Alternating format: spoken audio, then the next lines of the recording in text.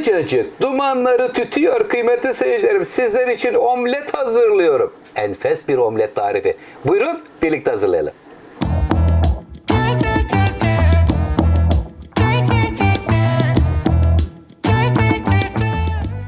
Kıymetli seyircilerim, sizler için bir kahvaltılık hazırlıyorum. Kahvaltılık omlet ama şöyle dolu, kalın bir omlet, dilim dilim kesilen bir omlet olacak. 4 tane yumurtamız var.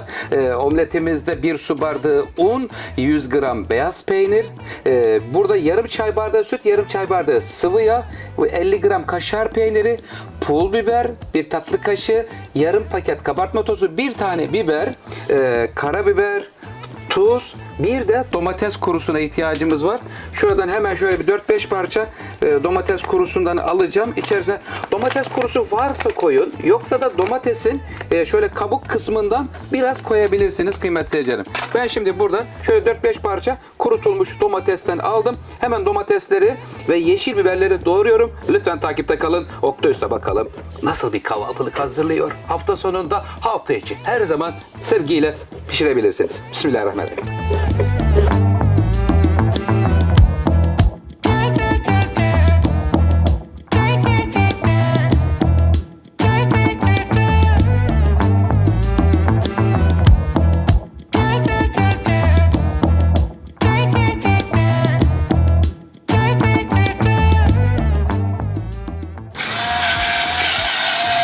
Pratik, kolay bir tarif kıymetli seyircilerim. Karabiberini de koydum. Şimdi hemen burayı hazırlamadan önce tereyağını, bir kaşık tereyağını tavanın içine alıyorum. Yavaş yavaş orada eritsin. Şimdi karışımı yapıyor ve direkt tavanın içine döküyorum. Şimdi burada neler var? Hemen 4 tane yumurta. Sevgimizi veriyoruz. Bismillahirrahmanirrahim diyoruz. Sevdiklerimize en güzel tarifleri inşallah sunmaya çalışıyorum kıymetli seyircilerim. Şimdi burada yarım çay bardağı süt, yarım çay bardağı sıvı yağ, yumurta ve baharatlarla buluşma vakti geldi. Güzelce şöyle bir karıştırıyorum. Buraya yarım paket kabartma tozu. Biraz şöyle hareket kazandırsın. Kabarmasına yardımcı olsun diye.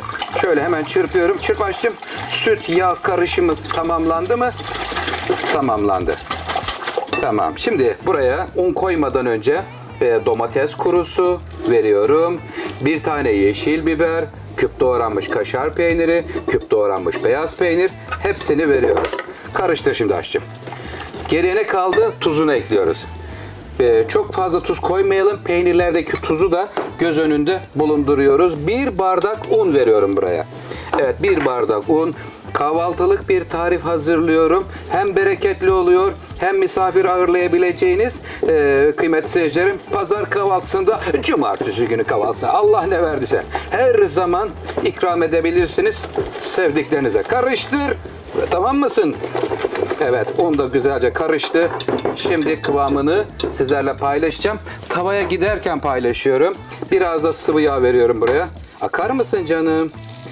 Tereyağı ve sıvı yağ karışımı. Tavanı şöyle, zemin her yerini yağlayalım. Şimdi efendim giderken kıvamında göreceğiz. Evet, Bismillahirrahmanirrahim. Sevdiklerimize özel bir tarif sunuyoruz. Bakın, görüyor musun? İşte kıvam bu şekilde. Kıymetli seyircilerim, beyaz peynir, domates kurusu, yeşil biber, Allah ne verdiyse, yumurtalı kahvaltılık tarif. Oktay Usta'dan. Kısık ateşte her iki tarafını da pişiriyoruz. Lütfen video sonuna kadar takip edin. Buradaki çevrilmesi ve detayları önemlidir. Kapağını kapatıyor ve kahvaltılık omlet tarifimizi sevgiyle pişiriyoruz. Gelen mi oldu? Evde yokuz. Omlet pişir. Omletin kokusunu herkes duymuş. Buyurun efendim. Herkese yeter.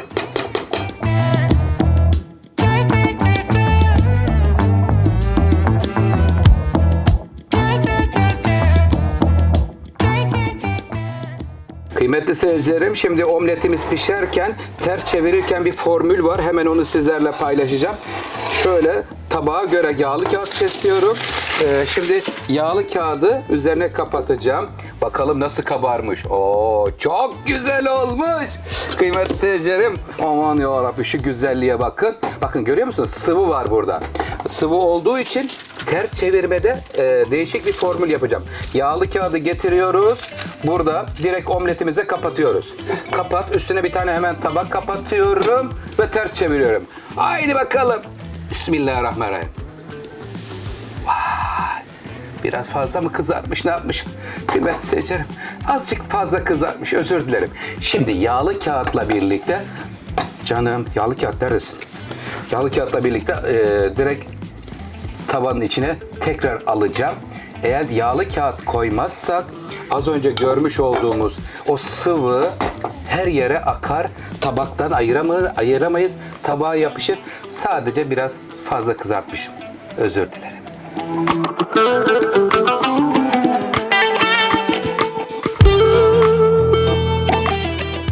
Kahvaltılık omletimiz pişmek üzere. Hemen çayımızı dolduruyoruz. Sıcak sıcak yenilecek bir ürün çünkü.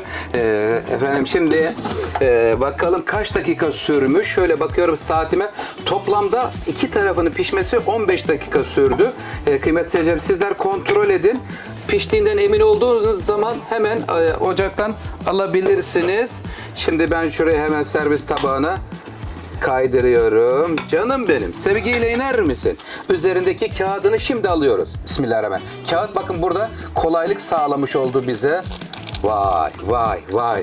Oktay Usta, sen neler yapmışsın böyle. Her şey sizler için kıymetli seyircilerim. Nasıl buldunuz? Beğendiniz mi? Şuraya batırayım biraz da maydanoz. Çünkü maydanoz, yeşil biber, Allah ne verse bol yeşilliklerle birlikte servis edebilirsiniz. Oktay Usta'dan bugün sizler için bir kahvaltılık tarif geldi. Lütfen yorumlara istediğiniz tarifleri yazın. Ben de elimden geldiğince hazırlamaya çalışayım. Buyurun sofraya. Afiyet olsun efendim. Hoşça kalın.